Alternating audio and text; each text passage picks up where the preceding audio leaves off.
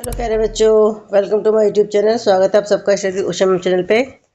आज हम 10th class का जो आपका फाइनल एग्ज़ाम होगा उसके लिए सिर्फ हिस्ट्री के, ठीक है, इतिहास के सबसे महत्वपूर्ण क्वेश्चन करने वाले हैं। ठीक है, ये क्वेश्चन बहुत इंपॉर्टेंट है। अगर आपने ये क्वेश्चन सिर्फ हिस्ट्री के सिर्फ यही क्वेश्चन कर लिए तो आपके बहुत अच्छे मार्क्स आएंगे जितने आपके नंबर की हिस्ट्री आती है। ठीक है, चलिए स्टार्ट करते हैं। पहला क्वेश्चन है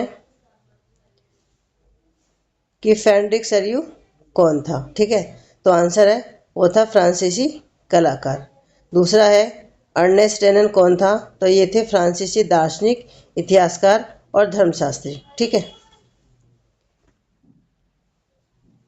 क्वेश्चन नंबर 3, जर्मन राष्ट्र का रूपक क्या था, तो जर्मेनिया जो थी वो एक महिला के रूप में उसको चित्रित की गई थी। ठीक है, क्वेश्चन नंबर 4 कि मॉन्तेस्क्यू ने किस सिद्धांत का प्रतिपादन किया था, तो आंसर है शक्तियों का पृथक्करण। ठीक है, प्रश्न नंबर 5 किसने कहा था कि जब फ्रांस सीखता है तो बाकी यूरोप को सर्दी जुकाम हो जाता है, तो ये कहा था मैटरनिख ने। ठीक है, क्वेश्चन नंबर 6 1861 में संयुक्त इटली का राजा कौन बना, तो आंसर है विक्टर इमैनुअल द्वितीय। ठीक है, क्वेश्चन नंबर 7 वह संधि जिसने ग्रीस को एक स्वतंत्र राष्ट्र के रूप में मान्यता दी, तो आंसर है कॉन्स्टेंटिनोपल की संधि 1832। ठीक है, क्वेश्चन नंबर 8 कि भारतीय राष्ट्रीय कांग्रेस के किस अधिवेशन में पूर्ण स्वराज की औपचारिक मांग की गई थी, तो आंसर है लाहौर अधिवेशन 1929। क्वेश्चन नंबर 9 रूलेट एक्ट कब पास हुआ था, तो ये हुआ था 1919 में। ठीक है, क्वेश्चन नंबर 10 कि भारत में महात्मा गांधी ने प्रथम सत्याग्रह कहाँ चलाया था, तो आंसर है चंपारण। अगला क्वेश्चन है क्वेश्चन नंबर 11 कि हिंद स्वराज पुस्तक के लेखक कौन है, तो आंसर है महात्मा गांधी। ठीक है, क्वेश्चन नंबर 12 भारत माता का पहला चित्र किसने बनाया था, तो वो बनाया था अविंद्रनाथ टैगोर में। ठीक है, क्वेश्चन नंबर 13 वंदे मातरम गीत की रचना किसने की, तो आंसर है बंकिम चंद्र चटर्जी। ठीक है, यह चट्टोपाध्याय एक ही बात है। प्रश्न नंबर 14 कि ऑटोमोबाइल निर्माण के लिए असेंबली लाइन की अवधारणा को किसने अपनाया, आंसर है हेनरी फोर्ड। क्वेश्चन नंबर 15 रास्ताफारियनवाद नामक विरोधी धर्म को किस गायक ने प्रसिद्धि पर पहुंचा दिया, तो आंसर है बॉब मॉर्ले। ठीक है, प्रश्न नंबर 16 किस व्यवस्था को नई दास प्रथा कहा जाता था, तो आंसर है गिरमिटिया। ठीक है, प्रश्न नंबर 17 कि जेम्स वॉट ने किसके द्वारा बनाए गए भाप के इंजन में सुधार किए और 1871 में इंजन को पेटेंट करा लिया, तो आंसर है न्यू कोमेन। ठीक है, क्वेश्चन नंबर 18 किस मशीन ने कताई की प्रक्रिया तेज कर दी और मजदूरों की मांग को घटा दी, तो आंसर है spinning jenny. Question number 19 flying shuttle का इस्तेमाल होता था, आंसर है वस्त्र उद्योग। क्वेश्चन नंबर 20 जापान में छपी सबसे पुरानी पुस्तक का नाम बताइए, तो आंसर है डायमंड सूत्र। प्रश्न नंबर 21 ज्योतिबा फूले द्वारा रचित पुस्तक गुलामगिरी का मुख्य विषय क्या है, तो आंसर है जाति प्रथा। प्रश्न नंबर 22 किसने कहा था कि मुद्रण ईश्वर की महानतम देन है, सबसे बड़ा तोहफा, तो ये कहा था मार्टिन लूथर किंग ने। ठीक है, क्वेश्चन नंबर 23 किसने कहा था कि छापा खाना प्रगति का सबसे ताकतवर औजार है, इसमें बन रही जनमत की आंधी से निरंकुशवाद उड़ जाएगा। ठीक है, तो ये कहा था लुई सेबेस्तिये मार्सिये ने। ठीक है, क्वेश्चन नंबर 24 किसने कहा था कि निरंकुशवादी शासकों अब तुम्हारे कांपने का वक्त आ गया है, आभासी लेखक की कलम के जोर के आगे तुम हिल जाओगे, तो ये बोला था लुई सेबेस्तिये मार्सिये ने। ठीक है, क्वेश्चन नंबर 25 यूरोप में पहली प्रिंटिंग प्रेस का आविष्कार किसने किया, तो आंसर है योहान गुटेनबर्ग। ठीक है, अब देखिए ये जो क्वेश्चन है आपके, ये क्वेश्चन आपके 2 नंबर 3 नंबर और 5 नंबर के क्वेश्चन है सारे।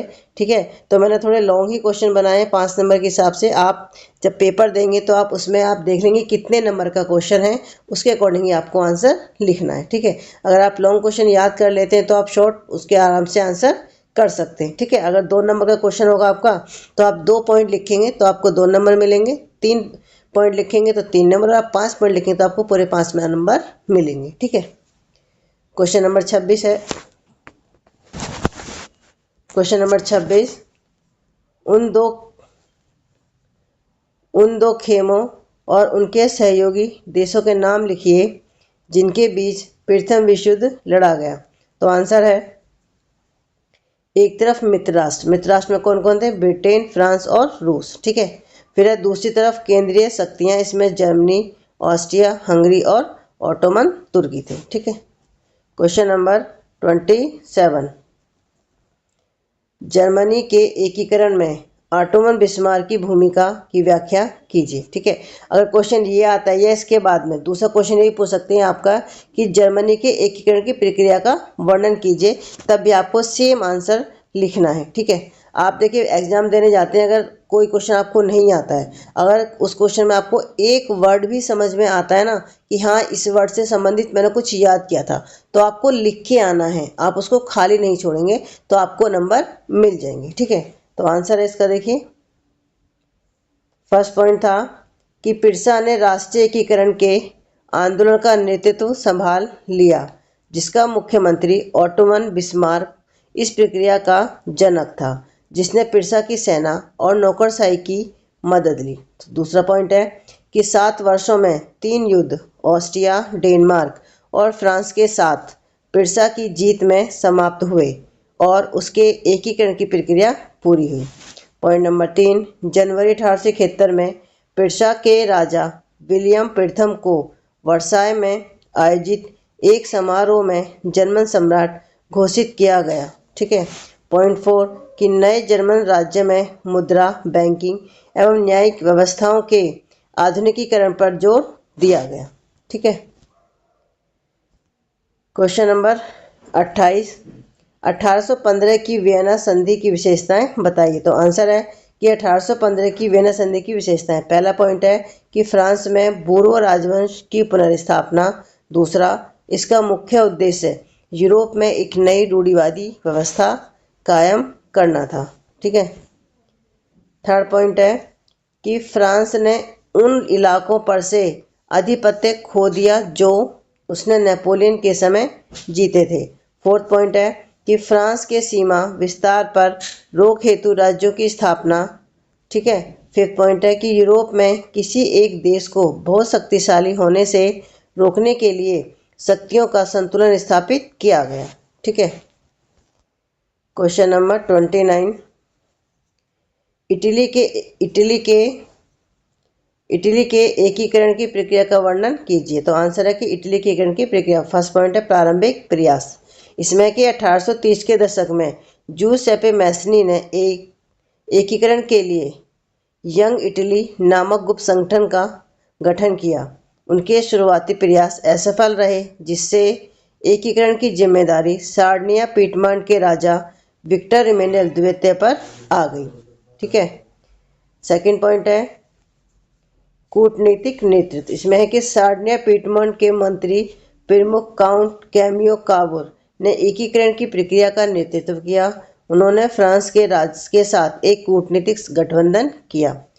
थर्ड पॉइंट है सशस्त्र अभियान, 1860 में गैरिबोल्डी के नेतृत्व में स्वयंसेवकों की लाल शर्ट सेना ने दक्षिण इटली और 2 सिसिली के साम्राज्य पर कब्जा कर लिया। ठीक है, चौथा पॉइंट है एकीकरण और घोषणा, गैरिबाल्डी ने अपने जीते हुए क्षेत्रों को विक्टर इमैनुएल द्वितीय को सौंप दिया। 1861 में विक्टर इमैनुएल द्वितीय को एकीकृत इटली का राजा घोषित किया गया। ठीक है, पॉइंट नंबर 5, अंतिम चरण, 1870 में रोम को एकीकृत किया गया, जिससे एकीकरण की प्रक्रिया पूरी हुई और रोम को इटली की राजधानी बनाया गया। ठीक है, क्वेश्चन नंबर 30, 1804 की नागरिक संहिता के प्रावधानों का उल्लेख कीजिए। आंसर है फर्स्ट पॉइंट है इसमें कि जन्म पर आधारित विशेष अधिकारों की समाप्ति। दूसरा, कानून के सामने समानता एवं संपत्ति के अधिकार को सुरक्षित किया गया। थर्ड पॉइंट, प्रशासनिक विभाजनों को सरल बनाया गया। चौथा पॉइंट, सामंती व्यवस्था को समाप्त किया गया। 5वां पॉइंट, किसानों को भूदासत और जमींदारी शुल्कों से मुक्ति। 6वां पॉइंट, शहरों में कारीगरों के श्रेणी संघों के नियंत्रण को हटा दिया गया। ठीक है, तो मैंने इसमें 6 पॉइंट लिखे हैं। आप देख लेंगे क्वेश्चन कितने नंबर का आया, उसके अकॉर्डिंग आपको ये पॉइंट लिखने हैं। ठीक है, क्वेश्चन नंबर 31, देश को एकजुट करने के लिए महात्मा गांधी को नमक एक शक्तिशाली प्रतीक दिखाई दिया। सविनय अवज्ञा आंदोलन के संदर्भ में इस कथन का परीक्षण कीजिए। तो आंसर है फर्स्ट पॉइंट की नमक अमीर और गरीब सभी द्वारा समान रूप से खाया जाता था। सेकंड, यह भोजन की सबसे आवश्यक वस्तुओं में से एक था। थर्ड पॉइंट, नमक पर कर और उसके उत्पादन पर इजारादारी को महात्मा गांधी ने ब्रिटिश शासन का सबसे दमनकारी पहलू बताया था। फोर्थ पॉइंट, इरविन झुकने को तैयार नहीं थे, इसीलिए महात्मा गांधी ने अपने विश्वस्त वॉलंटियरों के साथ साबरमती से दांडी तक अपना प्रसिद्ध नमक मार्च शुरू किया। 5वां पॉइंट है कि हजारों लोग महात्मा गांधी के सत्याग्रह एवं अहिंसा पर विचार सुनने के लिए आए। 6 पॉइंट है कि महात्मा गांधी ने लोगों से अंग्रेजों की शांतिपूर्वक अवज्ञा करने का अनुरोध किया। ठीक है, क्वेश्चन नंबर 32 कि समाज के विभिन्न वर्गों में सविनय अवज्ञा आंदोलन की प्रगति की परख कीजिए। आंसर है फर्स्ट पॉइंट कि ग्रामीण इलाकों में गुजरात के पाटीदार और यूपी के जाट जैसे अमीर किसान समुदाय आंदोलन में सक्रिय थे। वे व्यापार मंदी से बुरी तरह प्रभावित हुए और सरकार की राजस्व मांग का भुगतान करना उनके लिए असंभव हो गया। सेकंड पॉइंट, गरीब किसान कई गरीब किसान काश्तकार थे जो जमींदारों से बटाई की जमीन पर खेती करते थे। महामंदी ने उनके लिए किराए का भुगतान करना मुश्किल बना दिया। थर्ड पॉइंट है कि व्यापारी और उद्योगपति उन्होंने व्यावसायिक गतिविधियों को प्रतिबंधित करने वाली औपनिवेशिक नीतियों का विरोध किया। चौथा है औद्योगिक श्रमिक वर्ग ने नागपुर में उत्साह से भाग नहीं लिया। उन्होंने कम मजदूरी और काम करने की खराब स्थिति के खिलाफ आंदोलन किया। 5वां है महिलाओं ने विरोध मार्च में भाग लिया, नमक का निर्माण किया और विदेशी कपड़ों और शराब की दुकानों का विरोध किया। ठीक है, क्वेश्चन नंबर 33 कि असहयोग आंदोलन के दौरान अवध में जिस तरह से किसान आंदोलन ने आकार लिया उससे नेतृत्व खुश क्यों नहीं थे। आंसर है कि पहला पॉइंट है कि अवध के सन्यासी बाबा रामचंद्र के नेतृत्व में किसानों ने मांग की कि लगान कम किया जाए, बेगार खत्म हो और दमनकारी जमींदारों का सामाजिक बहिष्कार किया जाए। सेकंड पॉइंट, 1921 में जब आंदोलन फैला तो तालुकदारों और व्यापारियों के मकानों पर हमले होने लगे, बाजारों में लूट होने लगी। थर्ड पॉइंट है कि बहुत सारे स्थानों पर स्थानीय नेता किसानों को समझा रहे थे कि गांधी जी ने ऐलान कर दिया कि अब कोई लगान नहीं भरेगा और गरीबों को जमीन बांट दी जाएगी।